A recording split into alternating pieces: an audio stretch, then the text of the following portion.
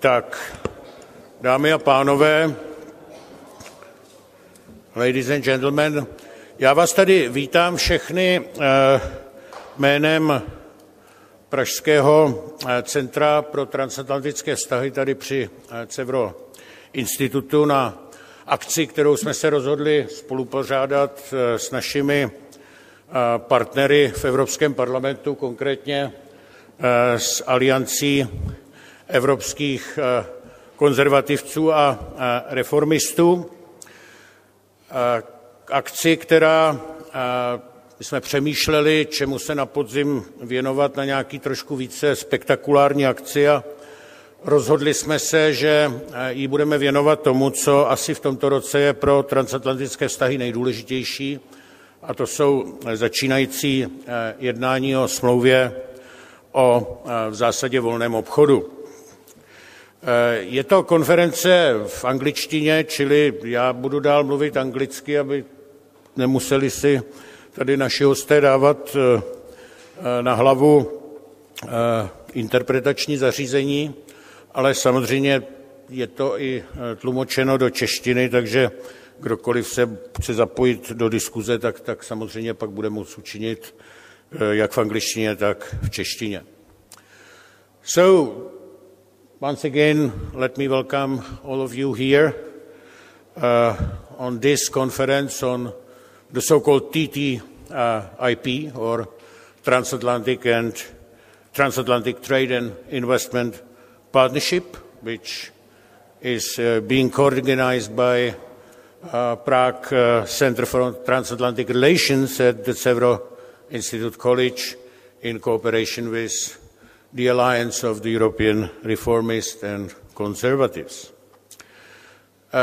Europe and America, or America and Europe, that's what we know as the West. And the West for the past century was something like an anchor or a bedrock of the freedom, stability, and prosperity in the world. And during the decades of the Cold War, this transatlantic bond, transatlantic relationship was mostly materialized in the area of security. But since the end of the Cold War, and in particular with the problems generated by the Western economic crisis, more and more politicians, businesses, economists on the both sides of Atlantic are thinking how to improve the relationship in the area of the economics. It's not surprisingly, because Europe and America together, they are the two largest economic and financial markets in the world. They cover together about 800 million people. Both together, they are almost, or generate almost, half of the global gross economic product. And if it is measured, for example, by the development assistance, humanitarian aids, they both together generate about 80% of the global output. The currencies, euro, dollar, and then the others, constitutes more than 90% of the total holding of the central bank reserves throughout the world. 1/3 of the global trade is a trade where the US and EU are engaged. And the American proportion in the EU trade exchange, as well as the European proportion inside the US trade, constitute about 1/5. If we go to the trade with services, it's even more. It's about 40% of the world trade in services. If we go to the investments, it's even more. It's about half of the FDI in the European market comes from America, and almost the same proportion is for the US market regarding the European foreign direct investments. The logic behind the current talks on the TTIP are stimulated, of course, with the current problems both on the American as well as on the European market. The policymakers, the businesses on the both sides of the Atlantic expect that the liberalization of the trade, more friendly investment climate can contribute to the growth. And in fact, if we are mapping the last 20 years, last 2 decades, it's a history of the repeated attempts to improve the transatlantic relationship in the economic arena. 1990, the first year after the end of the Cold War, is marked with the signature of the Transatlantic Declaration, where George Bush, the old one, on one hand, and people like Helmut Kohl and others were involved on the other side of the Atlantic. Then, in 1995, the NTA, the new Transatlantic Agenda, has been launched in a cooperation of the President Bill Clinton on one hand and the European Commissioner Leon Britton on the other hand. Then in the late 90s, there was a real concentrated effort to stimulate the cooperation in this particular area. 1998, the Transatlantic Economic Partnership, Ttip, has been launched, and various other sectoral dialogues like Transatlantic Business Dialogue. Jan Milfait, who is among us today, is a part of that since the beginning, as I remember. And 5 years ago, that was mostly the initiative of the German Chancellor Angela Merkel, the Transatlantic Economic Council, TEC, has been launched. So since that, this relationship was somehow institutionalized. So right now there are 2 heads of those talks on the top level. Michael Froman from Washington, who is the advisor in the White House, and the Commissioner Karl de Gucht, who has visited Prague for the similar conference like today's just a month ago, which was organized by another think tank here in Prague. Certainly, if we are considering the Czech interest, this country is a trading country. It generates most of its GDP by the trade activities and related activities to the trade. This country has a very open economy. It's one of the most open economies in the world. So, based on all those, let's say, prerogatives, our interest is clear. Our interest is to keep the transatlantic bond strong, because we love to keep America in the European relations engaged, and measured by the economic interest, it's certainly our interest to revitalize the partnership. The timing of the conference is in fact excellent, because this week has marked the second round of the negotiation in Brussels, so we are right on the time here in the center of Prague. Of course, we are also paying a certain price for this, because when we were starting to plan the conference with the date, we did not expect the second round to be held in Brussels this week.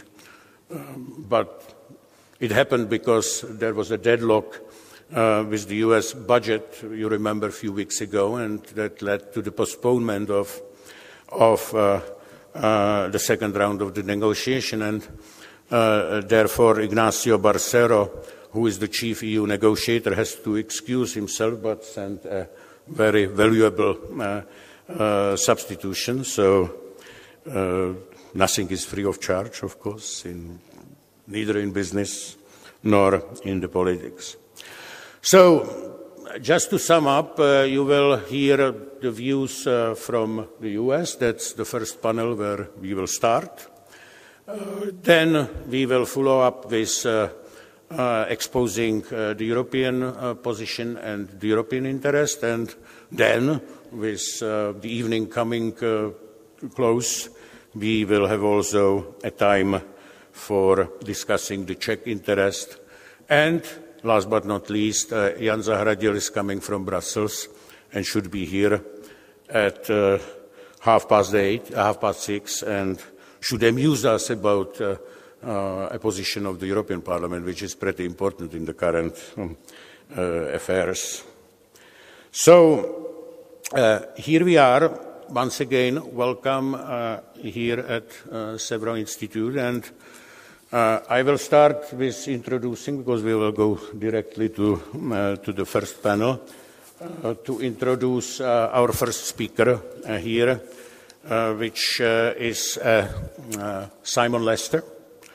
Simon Lester is the trade policy analyst with Cato Institute. I expect that most of the people here at CEVRO knows what Cato is. Those who don't, it's a classic organization which promotes individual freedom, limited government, and free market. Therefore, it's logically an institution which spends a lot of time in promoting the free trade agenda on the other side of the Atlantic. Simon has a lot of experiences also from working with the other institution, the private law firms.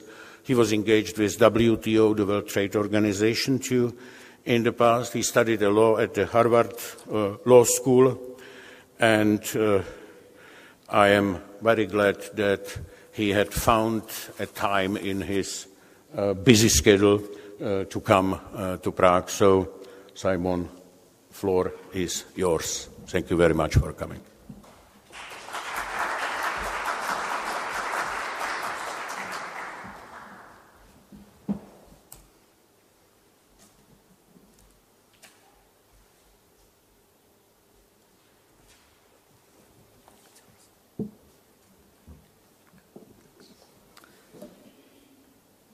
Well, good afternoon, and thank you very much to the organizers for inviting me over here, giving me a chance to see this beautiful and historic city of Prague. I spent a lot of years living in South Florida in the United States, and you may not be familiar with it, but it's quite a contrast. In my neighborhood in South Florida, I lived on the oldest house on the block, and it was built in 1980. So this is a real treat to see a city as historic as this one is. Today's agenda says that I'll be providing the American perspective on the TTIP. I feel compelled to note here that there are probably a range of American perspectives. Mine will be that of a Cato Institute, liberty-loving, free trader American, which may be different from the establishment American perspective at times. I can try to explain the official U.S. position, but I may not always agree with it. So perhaps we should say that I'm providing an American perspective rather than the American perspective. America is a big and diverse place. It has lots of different perspectives. I want to start with a little bit just about U.S. trade politics and procedure. I think this may offer some helpful context in evaluating the TTIP's prospects. And first, let me talk a little bit about the evolution of President Obama's approach to trade policy. During his first presidential campaign in 2008, candidate Obama seemed like a bit of a trade skeptic. There was talk, for example, of renegotiating the NAFTA, the North American Free Trade Agreement. This was probably an attempt to appeal to protectionists without actually proposing protectionism. If you looked at the details of what he was proposing, it was mostly just minor tweaks to the NAFTA rather than a complete repeal. But then after his election, trade still did not seem to be much of a priority. The talk about NAFTA disappeared. He didn't take on new trade negotiating initiatives, and he took a lot of time with 3 smaller free trade agreements that had been negotiated by the Bush administration, and Obama eventually got these pushed through Congress, but it was very slow. So in the early years of the Obama, trade administration, trade was mostly ignored. Recently, though, things have changed, and President Obama seems much more enthusiastic about trade agreements.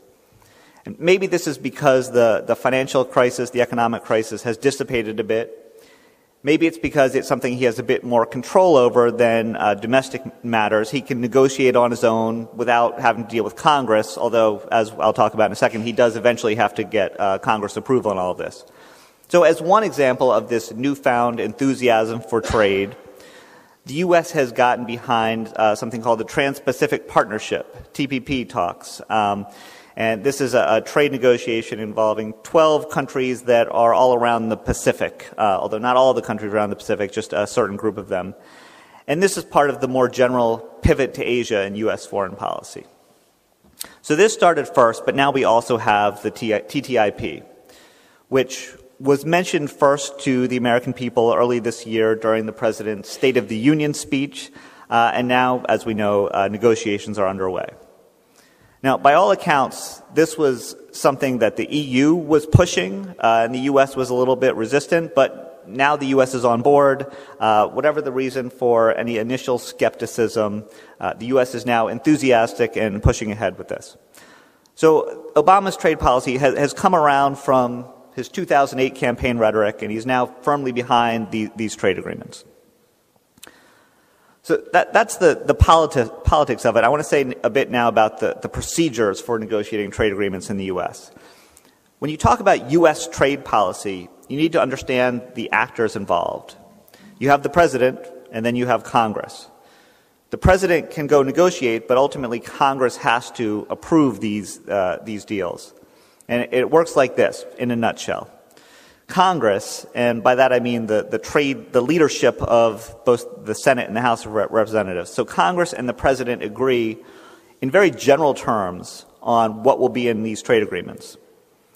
The President then goes off and negotiates with other countries, and then Congress has to approve the result with a vote on the final deal in a very quick process that does not allow for amendments. As you may be aware, sometimes congressional voting can become a very difficult thing.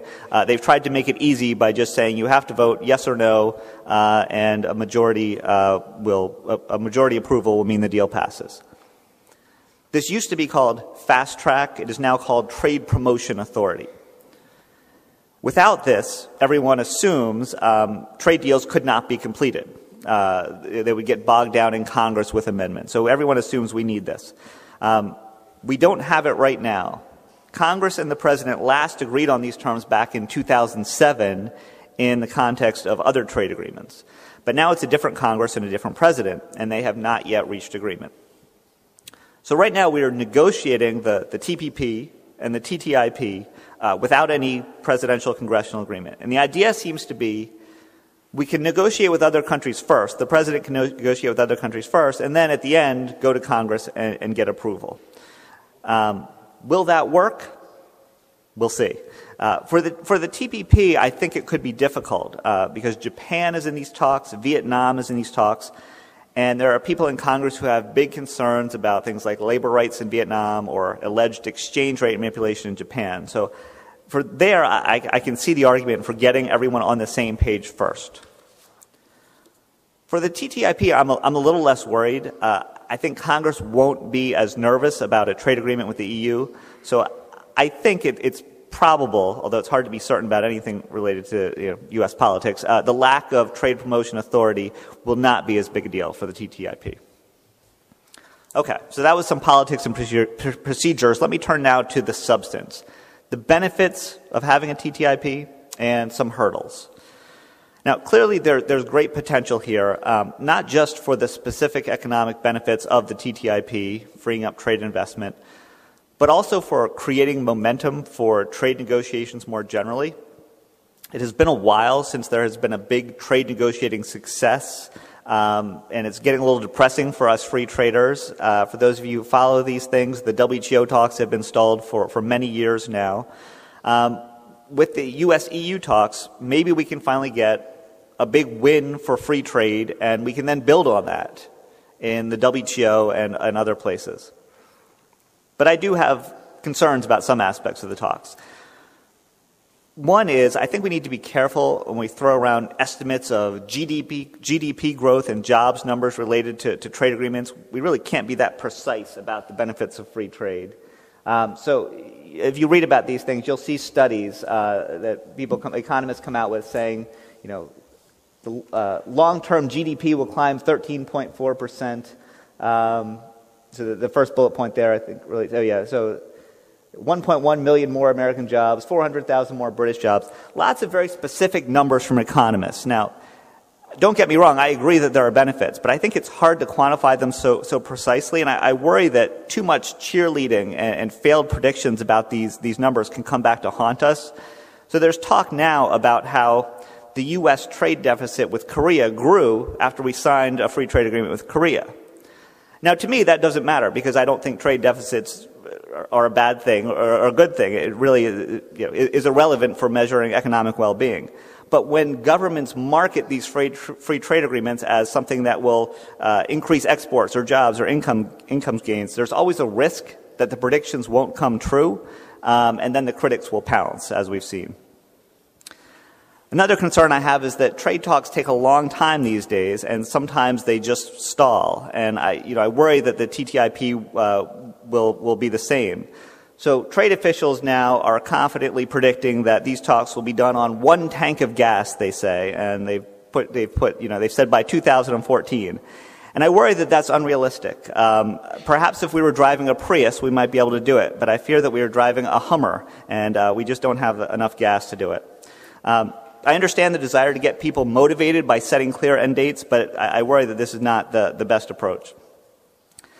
Now, third, and most importantly, I think that free trade supporters need to look carefully at agreements that are billed as free trade. Trade talks today are much more complex than they used to be, and we need to look at the details. So here,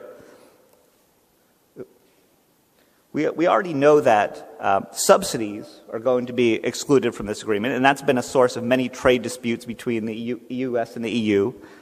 Trade remedies, which are anti-dumping and countervailing duties, are also going to be excluded.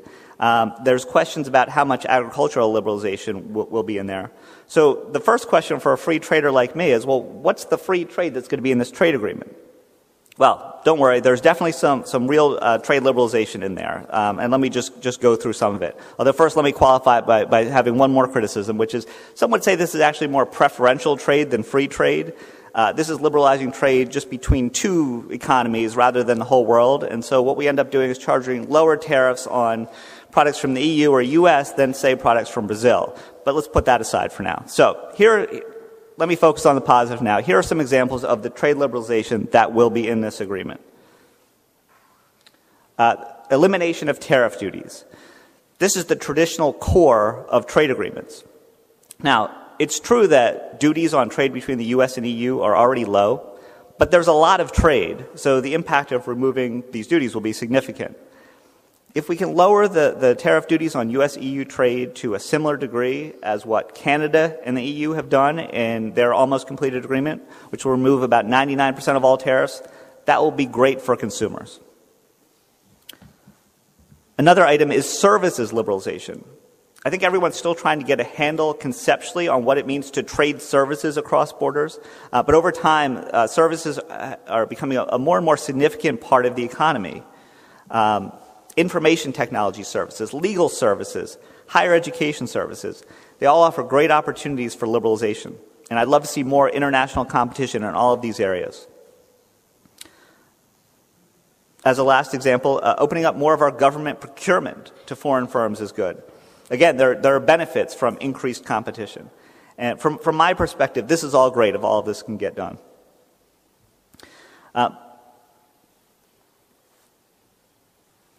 But although there is real trade liberalization in there, I do worry that core free trade issues are getting crowded out by other subjects.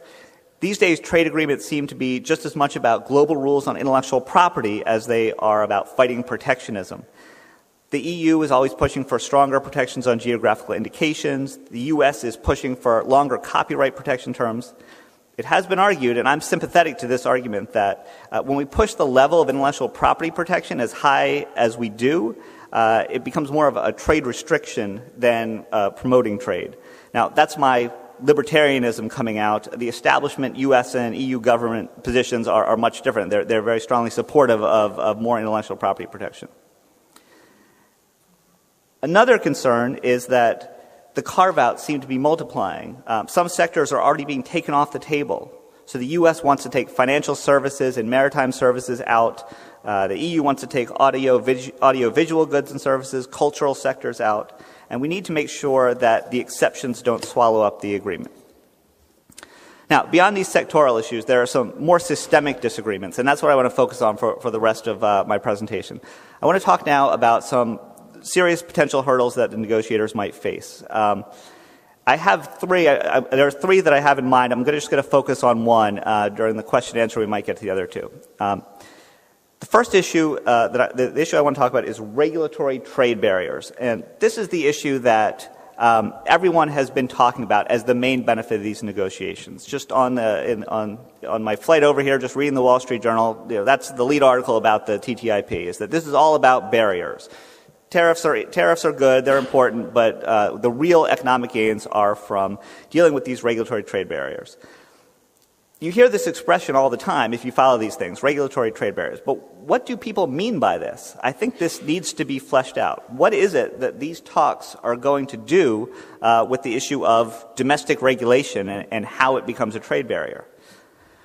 Well, I'm not sure what everyone means. My sense is that people are using it in different ways. But here's how I think about it.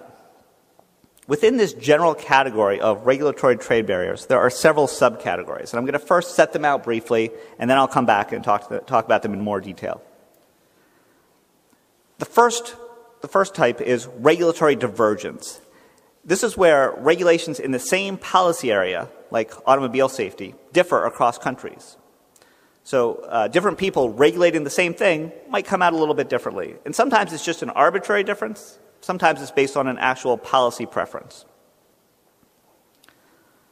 Second issue is the regulatory process and reform of that process, how governments regulate, the institutions, the procedures, the factors they take into account. So in the US, we talk a lot about cost-benefit analysis of each regulation. In the EU, they talk about the precautionary principle. There's also the issue of whether you have public comments on new regulations. Third category is regulatory protectionism. This is when you have regulations used for protectionist purposes. Let me start with this one because this is the easiest. I think we can get this out of the way. Let's say you have an environmental protection statute, but someone slips in a provision to favor domestic firms. So imagine a government says, we want to use more renewable energy, like solar panels. But they also say that a certain percentage of it has to come from domestic sources. Well, for the most part, this is already prohibited by WTO rules. And over the years, there have been many WTO cases involving regulatory protectionism. So as I see it, the WTO deals with this issue pretty well. It's already taken care of. And I don't think it'll be part of the US-EU trade talks as far as I can see. So I'm going to cross that out and now focus on the two issues that I think are the key here.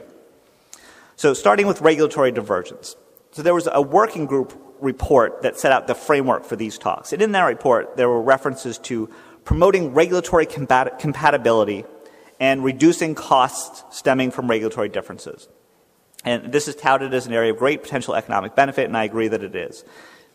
If one country uses one standard, another country uses another standard, companies are left to sort it out, and it's a high cost to everyone. And can't we do something about this? I think the answer is yes, but the hard questions are what to do and where to do it. Does it make sense to do it in a trade agreement? Or should this be done through some kind of more simple and direct regulatory cooperation, where the regulators for specific industries meet and discuss ways to make regulations more compatible?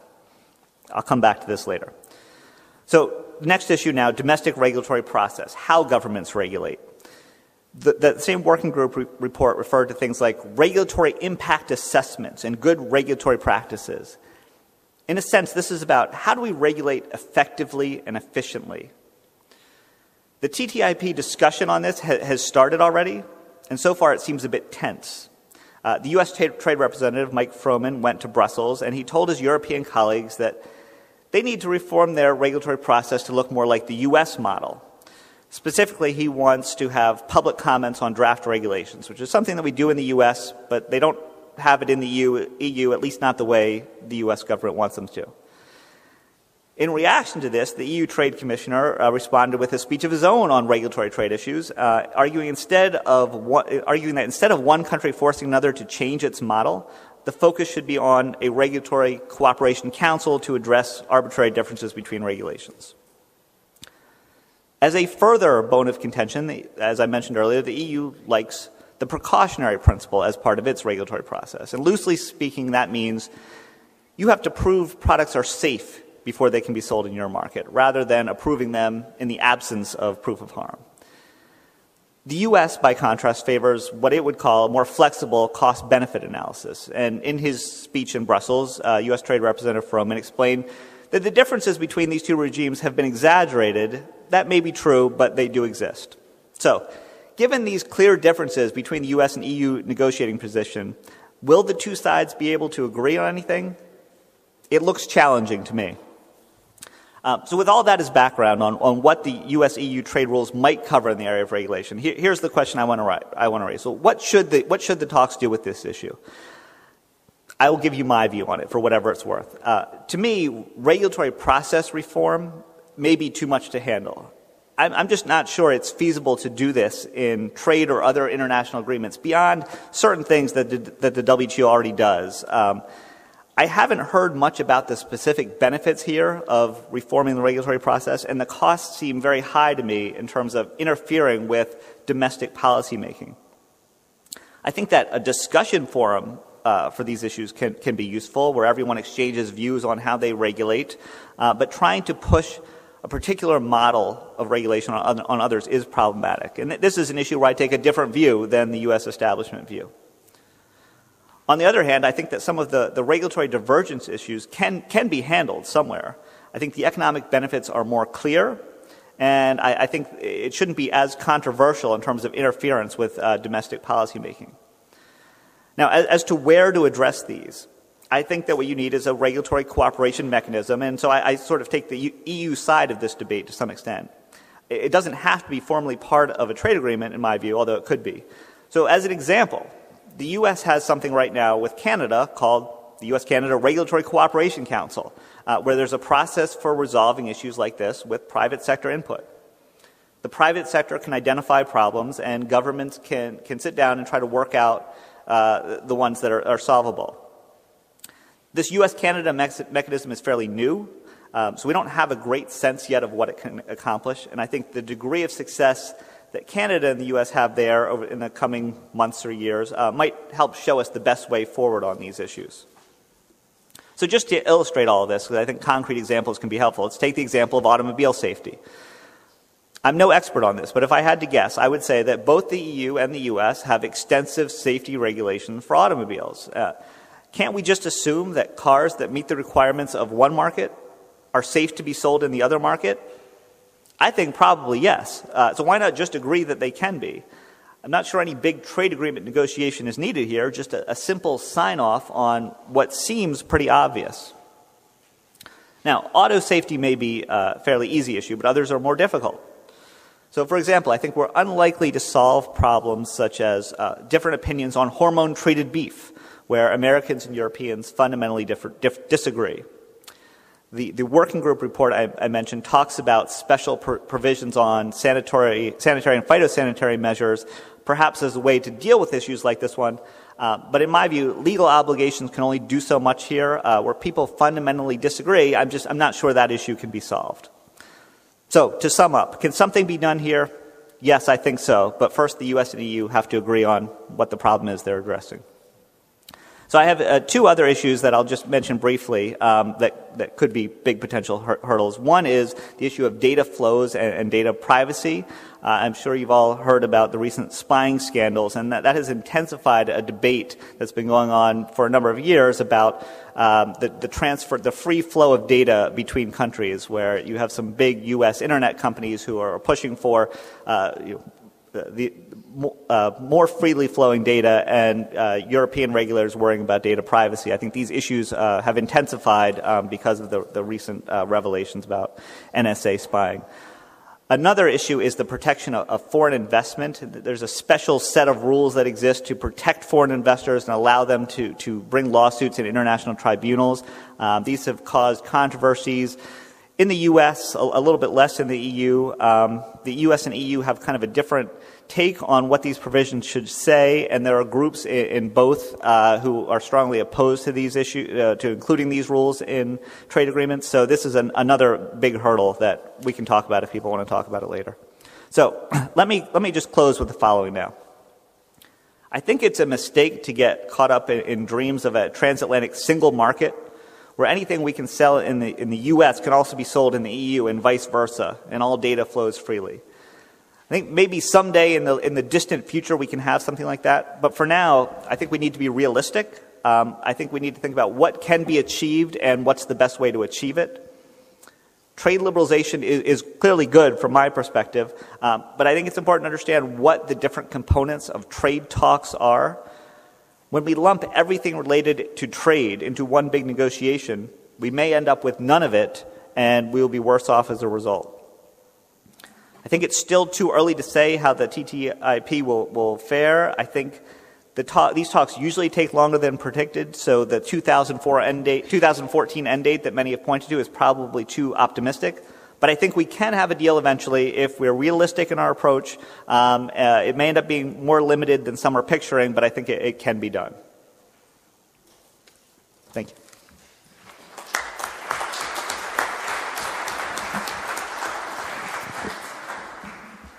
Well, Simon, thank you very, very much. I think your an-American view was shared by many of us, at least by me, almost fully. In particular, this attempt, to divide what is a really promotion of the free trade and liberalization agenda, and what, on the other hand, could be a different approach, protectionist approach under the flag of the free trade. I think it was very valuable to hear something about the logic of the current U.S. debate.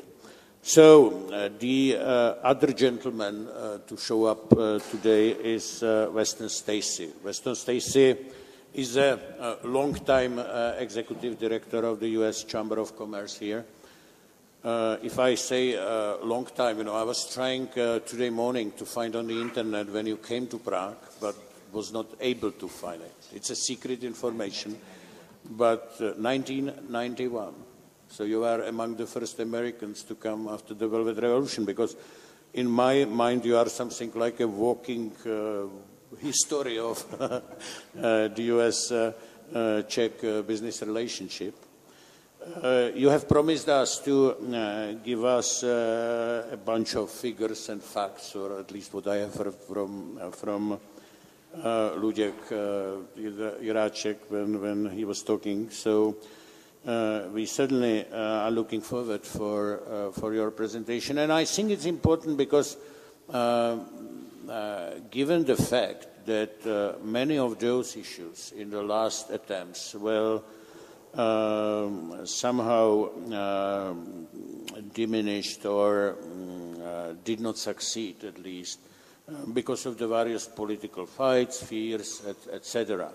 And we are living in a world with no less political fights, including the US. And the usual question is that, we do have some goals, but then what are the results? And here everybody argues, at least what I have heard, that at the end this is the interest of the business in particular, and it will take care that the final agreement will not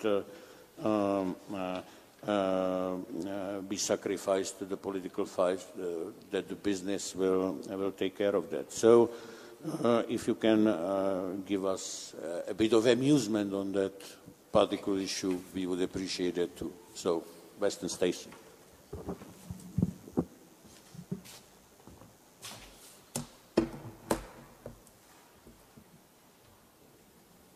So, good afternoon. I think Mr. Vondra, I'm used to calling him Sasha, and I'm trying to be more formal today. Mr. Vondra had a very polite way of saying what my wife has said for years, which is that I'm walking history. My presentation is entitled Organic Stimulus, and why I said that is because the U.S. Chamber has been pushing for the EU-U.S. trade treaty for several years, pushing in Washington for the Obama administration to engage and initiate it, because there was a discussion during the U.S. crisis about how we could improve the economic performance of both Europe and the United States in a way that would last longer than dumping money into the market for a few years, making artificial stimulus. And one of the ways that the U.S. Chamber came up with was a trade treaty with the EU. And I'll talk a little bit more about that in a minute. So that's why the U.S. Chamber is so enthusiastic about the trade treaty. Why am I here today? Well, because Peter Chase can't be. Peter Chase is the head, spearheading the TTIP negotiations for the U.S. Chamber. He's based in Brussels. He's the vice president of the U.S. Chamber. My role is to deal with issues between the U.S. business and the Czech Republic. So hopefully my role in this negotiation on the trade treaty will remain very minor.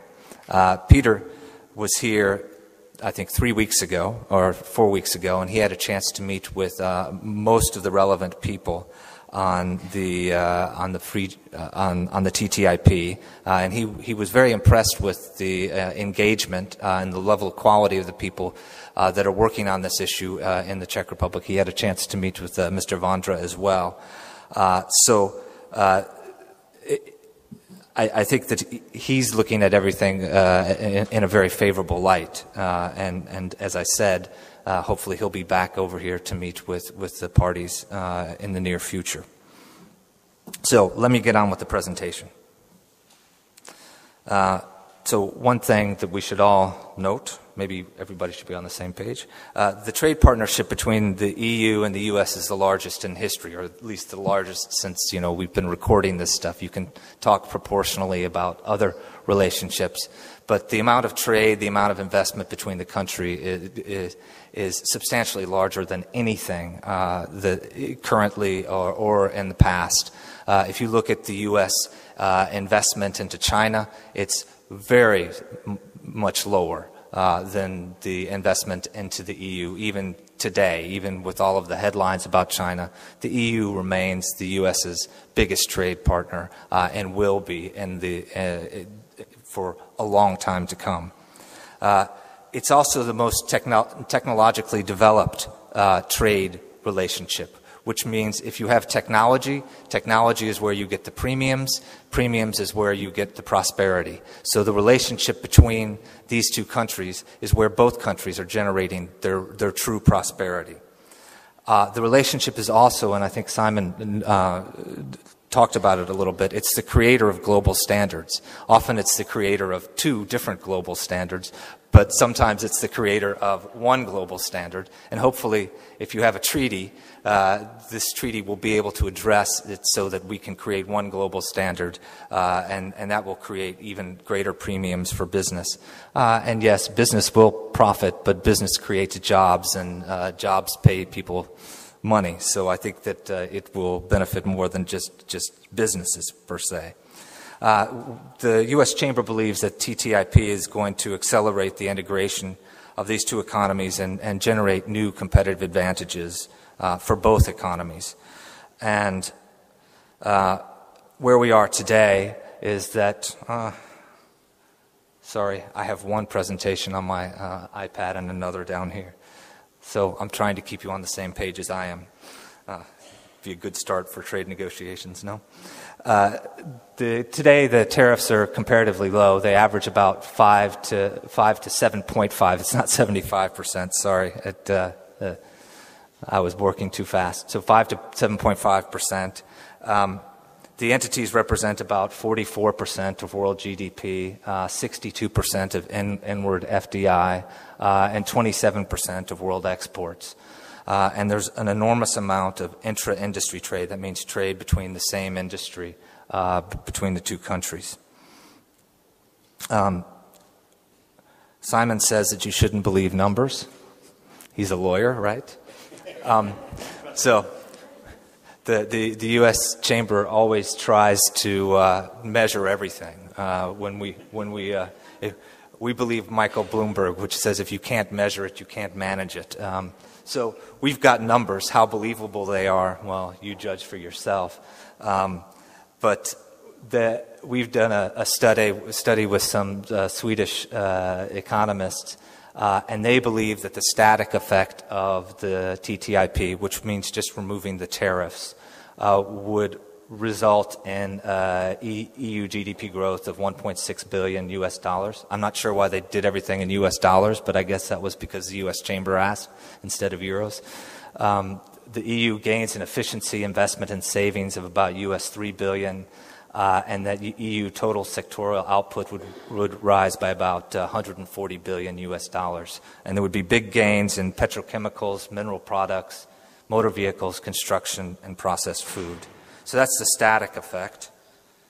And the dynamic model, which means that you eliminate the tariffs, plus you decrease the trade facilitation costs, increase labor productivity due to intra-industry trade.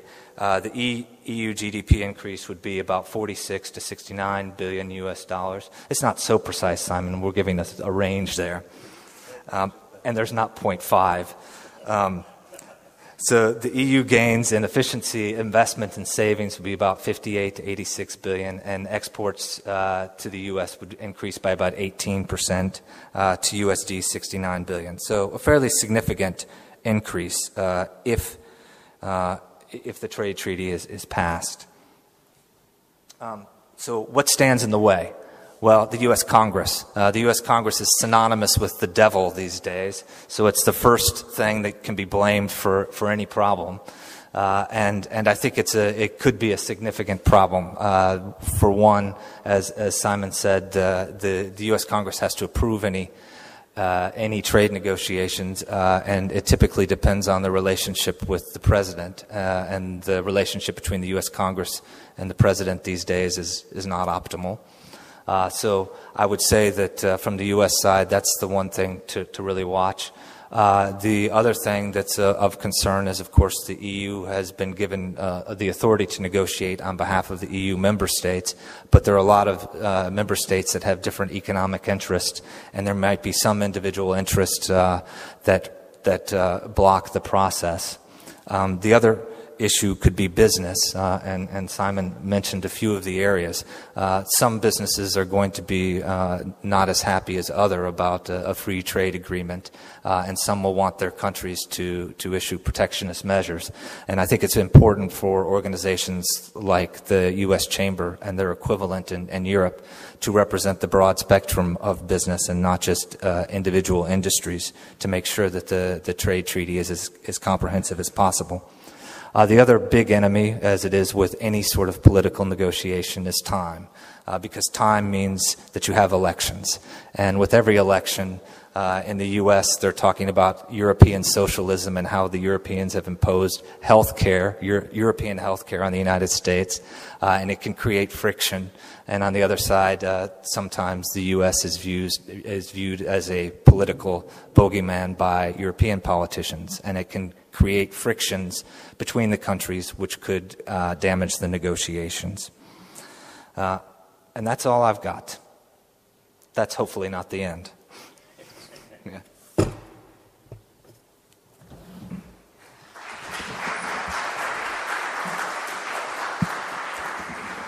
Okay, the figures were quite relaxed, so I think even a lawyer cannot argue that those figures are serving the ideology.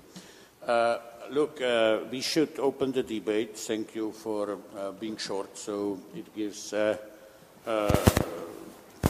instead of 15 minutes, we do have 30 minutes now, if I am right, for the debate. That's certainly appreciated. So you should prepare your questions, comments. Meantime, I want to try to open that and to offer you a time for rethink your question. Simon, you started your intervention with describing this political theater in the United States. You rightly mentioned what maybe the people has already forgotten, that President Obama, in fact, during his first election campaign, was campaigning against the free trade. Now, after we have learned, or he has learned, the lesson of the financial and economic crisis, he and his administration is pretty supportive. And just in the light, for example, of the current debate on the health care, which we have observed, my question is this. I'm trying to imagine that 2 years negotiations, then an agreement, and it will go to the parliamentary consent or ratification. It would be sometimes close to the Obama's second and the last term. And here is the dilemma, whether to offer the president who was campaigning against to become the part of the history and to build his legacy as a great president who has achieved the agreement on the free trade between the US and the EU, something what all his predecessors who were campaigning on the pro-free trade, both the Republicans and Democrats, because Clinton generally was a pro-free trader. So whether the Republicans would allow him to become the president, in fact, a liberator, or how the economic liberator, or whether it could fall into the trap of this political debate. I look into some statistics. I have to put this out of my bag. Finding a magazine that's from 2009, but here is a table, with enlisting all the major free trade legislation approved by the U.S. Congress, including fast track for the Uruguay round of the WTO, NAFTA agreement, U.S.-Chile, U.S.-Singapore free trade agreement, Australia, Morocco, Peru, Bahrain, etc. And in the table, there is a statistic about the vote in the House, and in all major votes on those major treaties, the ratio among the Republicans was 90% of Republicans for the Trade Agreement Act of 1979. I know this is one of the oldest. Uruguay, around 85% of Republicans agree. NAFTA, 75% of Republicans. Chile, Singapore, 86%, etc. So we are in those numbers. While while the Democrats, 40% for NAFTA, 56% for fast track on the Uruguay round, 37% for U.S.-Chile free trade agreement, 37% for U.S.-Singapore. Then it was a little bit higher in the case of Australia. It was 57% and 59% for Morocco. So this is the history of the, let's say, last 20 years. So what do you expect to happen in the U.S. Congress in this dilemma? Let me start with a caveat in that anything I say about politics is more instinct than anything. I don't know. I don't know how to predict how U.S. politics will turn out on any issues, much less trade issues. But, that won't stop me from making predictions. Let me start by going back to the Obama 2008 campaign. I know the rhetoric came across as, protectionist, you should support me. But I really felt like when you looked at the specifics of what he was saying, it was just a very narrow criticism of certain aspects of NAFTA.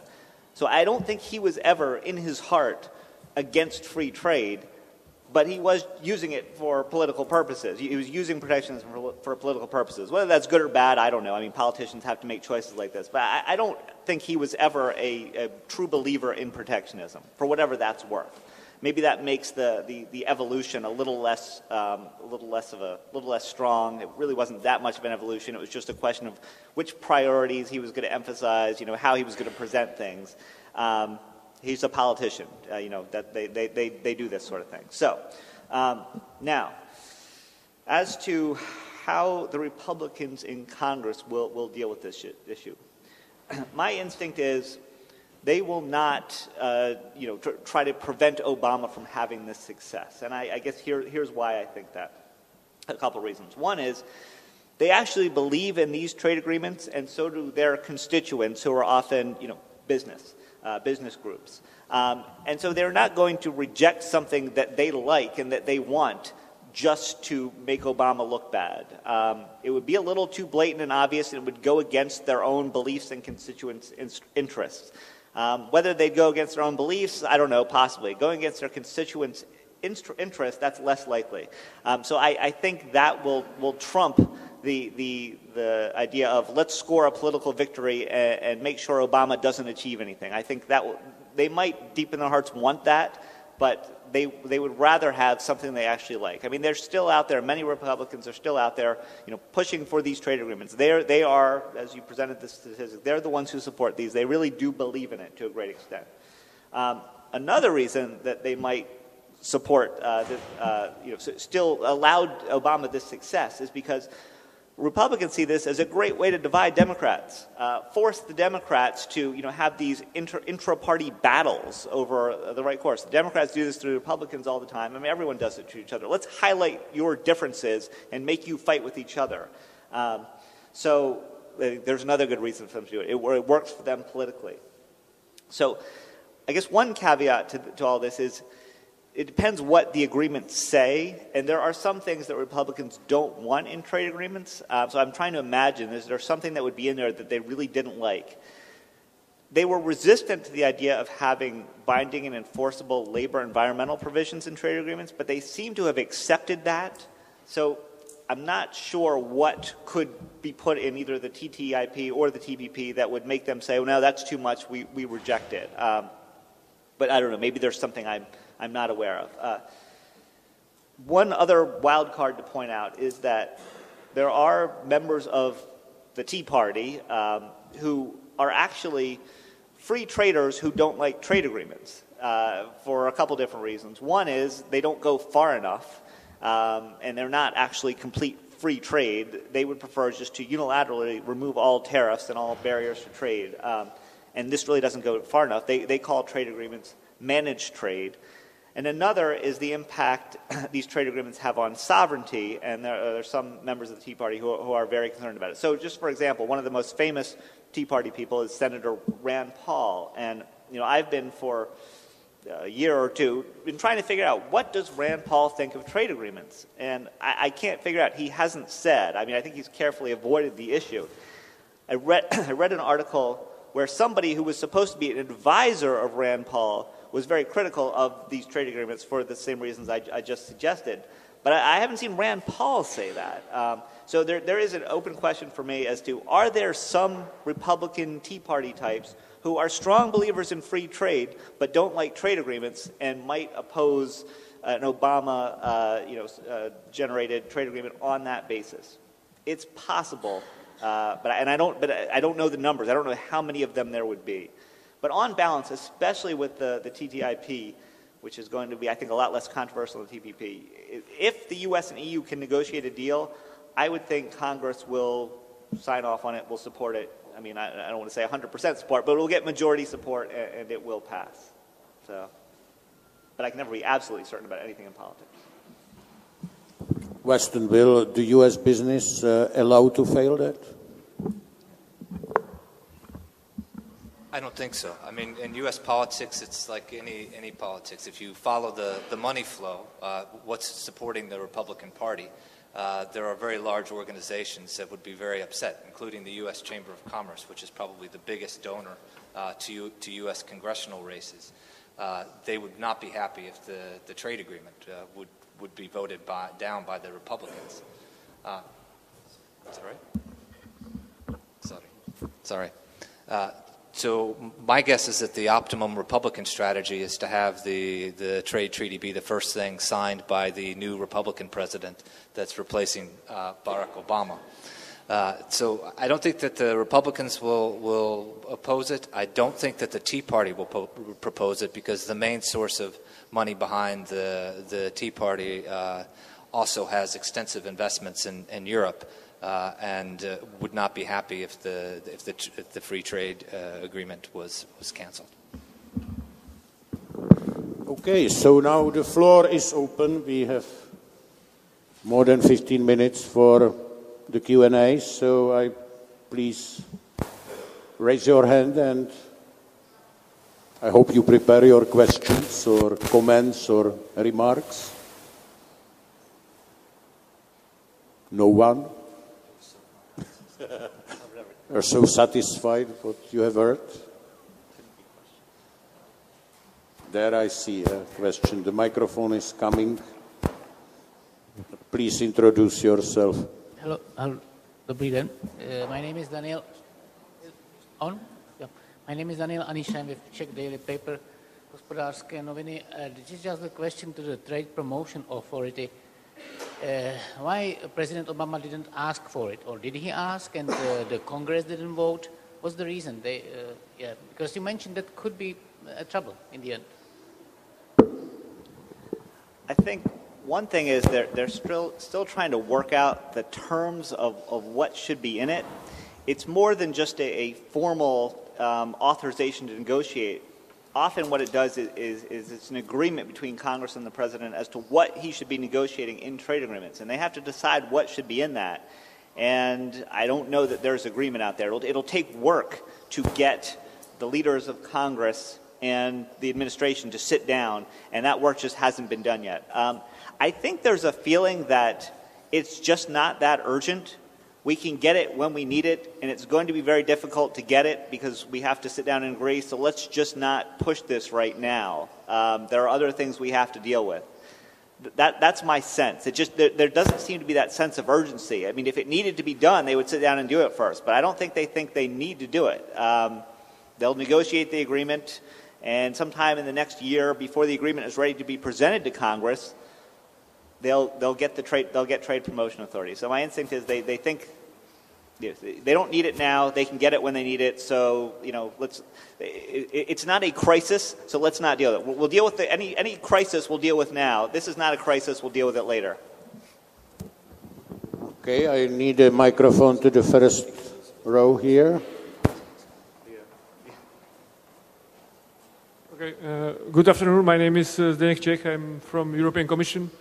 I got questions to Simon, whether you could be more specific or whether you could provide us with some sense on where do you see between Europe and the US the biggest regulatory divergence, or where do you see where the biggest deadlock might arise, and what could be the solution to that, going forward?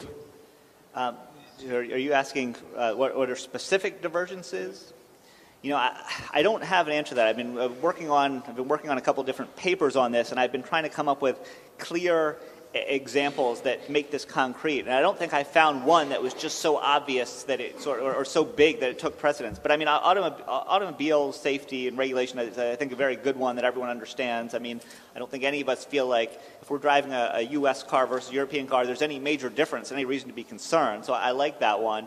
And another one that I found, and I think this is smaller, but still, it was something that I could picture and identify with, is car headlights. Apparently, some European automakers have developed these fancy headlights that have sort of a dimming that kind of adjusts based on the light, whereas in the U.S. you're only allowed to do kind of on and off for high beams. And so that's a very minor one, but I think it was just a good example of you have regulations that are different for no reason that anyone can see. Every sector, every product, every service we have a highly regulated economy, both of us, and every sector has regulations. Financial services, legal services, manufactured products, chemicals. So I don't think it's just one. I think it's all of them, and that's why, to me, the key is to just set up some institution. We can't deal with them all at once, but if we set up some institution where, when the differences become apparent and people want resolution, they have a place to go. So to me, that's the important thing. Set up an institution where you can deal with these issues. Because, we can't sit down in a trade agreement and deal with every one, because I would guess there are thousands. So I don't have one that just is the big one. There's just lots and lots of little ones, and we just need a place to deal with them.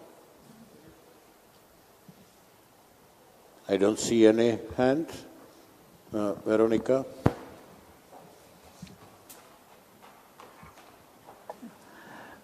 Thank you very much. Veronika Kuchinová-Smigolová from the Czech Ministry of Foreign Affairs.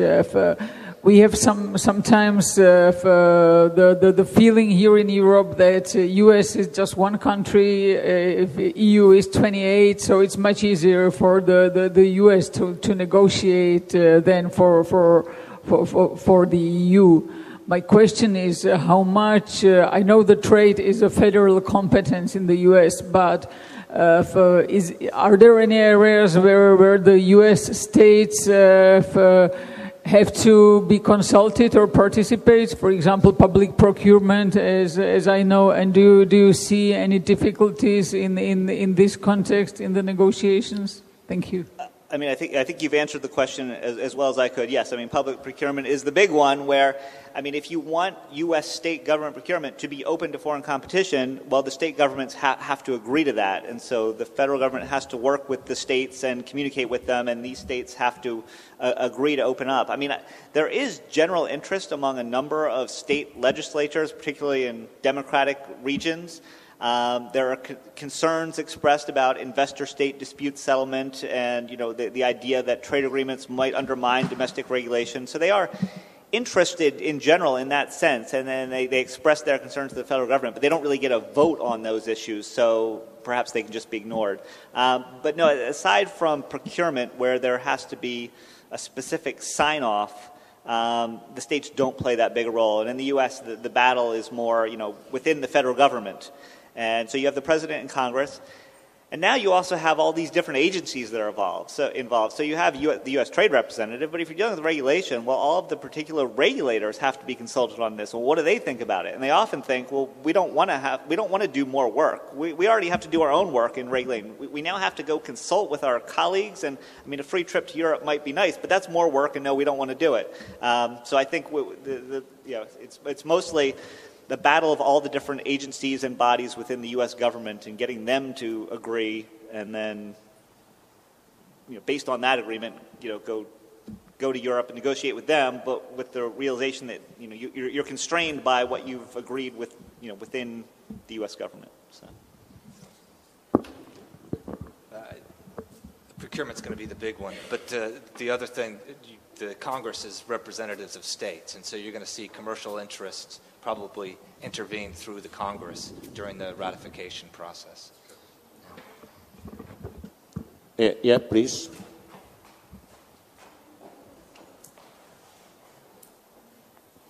Good afternoon, ladies and gentlemen.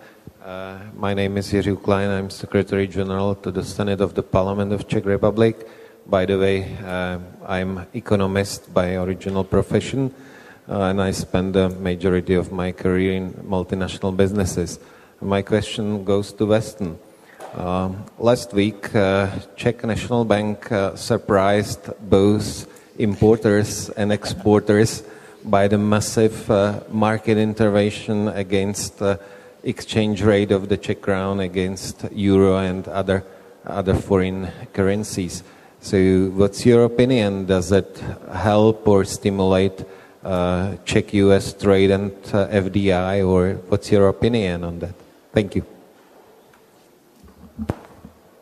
All right, well, that's not TTIP related. It's TTIP related. Sorry for interrupting you.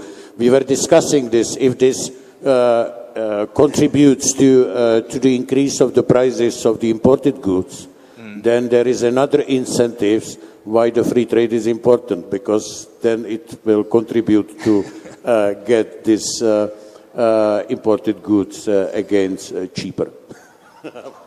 The short answer is that we don't really know. We don't understand the move so well. Over the long term, I don't think it's going to have a great impact on prices. Maybe in the short term it will. But we've been asking companies, so do you see that this is going to help or hurt your sales?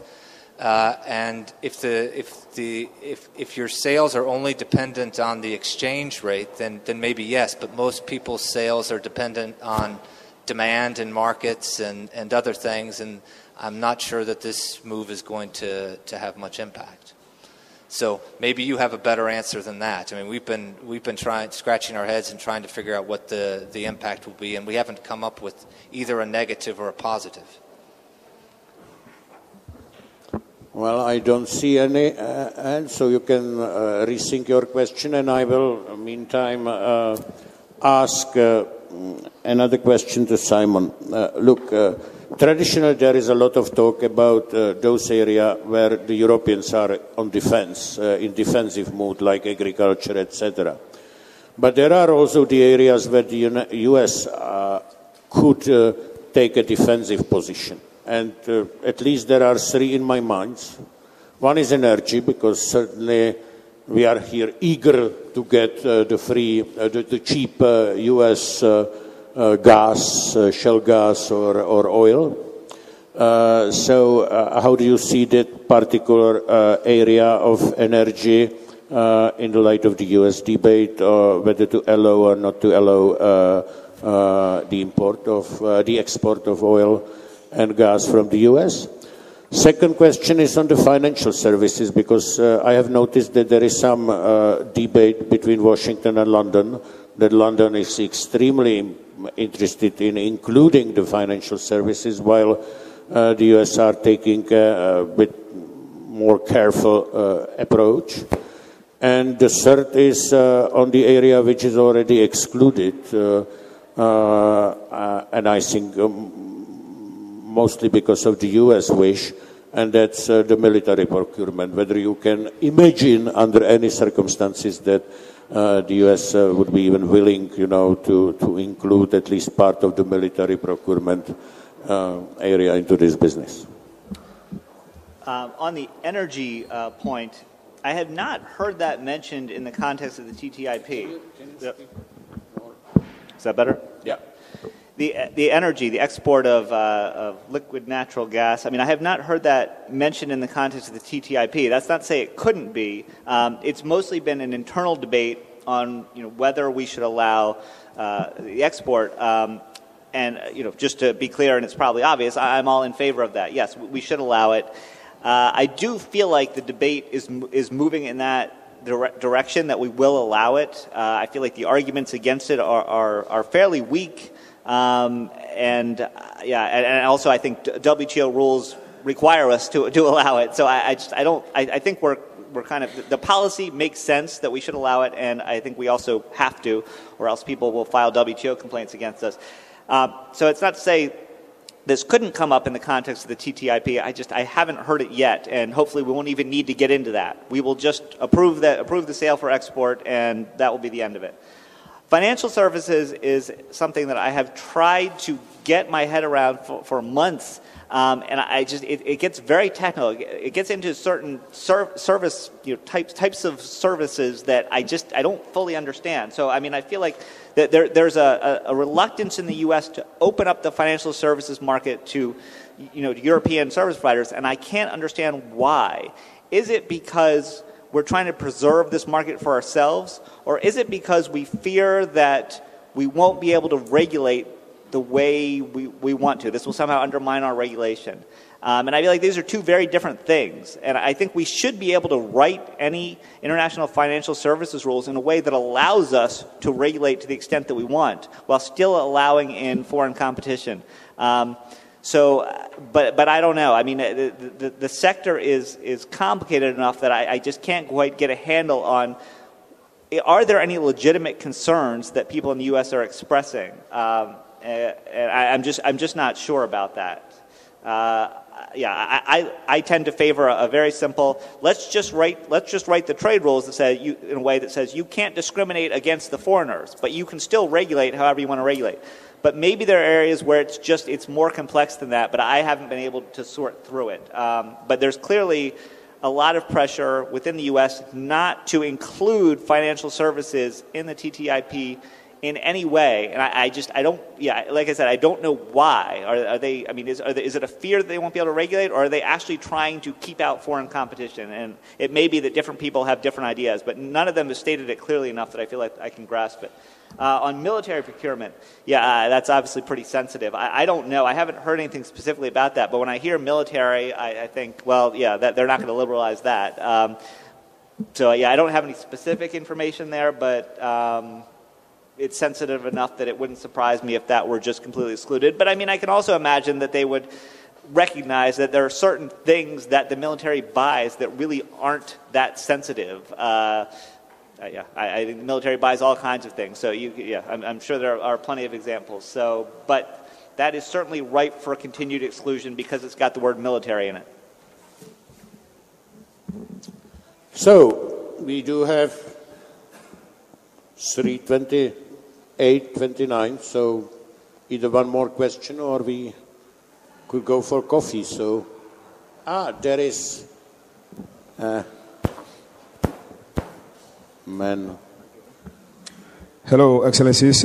Thank you so much for your presentation. I'm Ttip from the Metropolitan University in Prague. I wish to ask you, Mr. Weston, Stacey, you mentioned that the US and the EU partnership in trade has been the largest in history. And the transatlantic trade has been dominating the global world for quite a long time. What do you think about countries like BRIC states, new actors getting into the system, who are trying to be predominantly dominant into trade as well? Are you skeptical and worried about the fact that this enjoyment you've been having in history for quite a long time is going to collapse in the near future?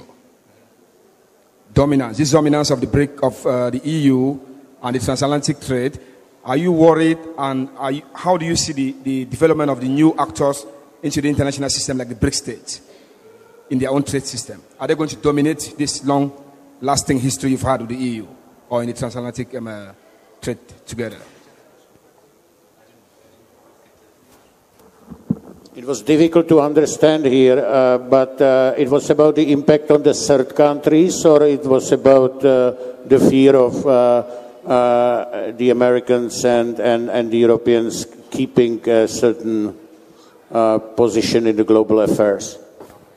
So what I mean here is, because Mr. Stacey said that the US and the EU partnership in trade has been quite large in history. So what I was asking is, are you worried about the fact that you have new actors into the system, like the BRIC states, BRIC? Are you worrying, Weston?